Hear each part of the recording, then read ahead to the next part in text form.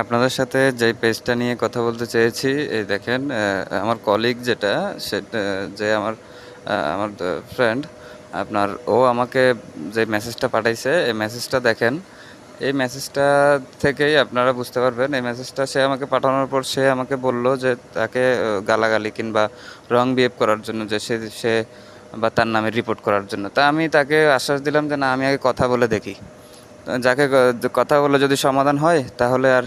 এখানে গালাগালি কিংবা রং বিহেভে বা ওই রিপোর্টের দেওয়ার কোনো মানে নেই। তা আমি চেষ্টা করছি আমার জায়গা থেকে অনেকখানি। তারপরও আপনাদের সম্মুখে তুলে ধরা এইজন্যই যে সতর্কীকরণ হিসেবে পেজটা থেকে যদি আপনাদের আপনাদের যারা যাদের চোখের নিচে পড়ে,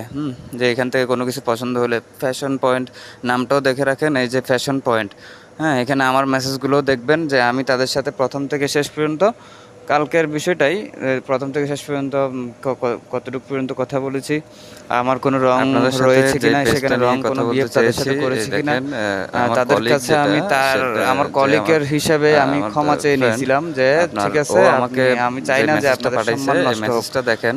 সেই সাপেক্ষে আমি কথা বলা। এইভাবেই আমি আমার মতো করে আমি কথা বলে তাদের সাথে আমি বিষয়টা চেয়েছিলাম যে আসলে তাদের মন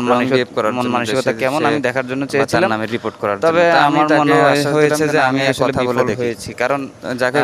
কথা বলে যদি সমাধান হয়, তারা যদি আসলে সঠিক এখানে গালাগালি কিংবা রং বিহেভে বা তারা যদি আসলে সঠিক কোনো বিজনেস আমি চেষ্টা করছি আমার জায়গা থেকে অনেকখানি। তারপরও আপনাদের সম্মুখে তুলে ধরা এইজন্যই যে সতর্কীকরণ হিসেবে আমি জানি না যে কাদের সাথে এই ধরনের ঘটনা ঘটেছে, তারপরও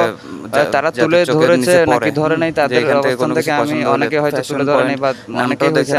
আমার সাথে হয়েছে, আমি হয়তো এখন ভেবে নিতে পারি যে অনেকের সাথে যে আমি তাদের সাথে প্রথম থেকে শেষ পর্যন্ত আপনাদের সাথে তুলে ধরা এইজন্যই যে যদি পারেন আপনাদের যদি মন চায় যে এই ধরনের এই সতর্কীকরণটা আসলে সকলকে জানিয়ে দেওয়া উচিত কিনা, কিংবা শেয়ার করে যদি আমি তার সকলকে জানাই কলিগের হিসেবে আমি ক্ষমা চেয়ে নিয়েছিলাম যে ঠিক আছে, পরে তারা চাই না যে আপনাদের প্রতারক হিসেবে কিভাবে চিহ্নিত করা যায়, সেভাবে আমি এইভাবে আমি তারা কথা বলে না হলে তাদের সাথে আমি বিষয়টা চেয়েছিলাম যে আমি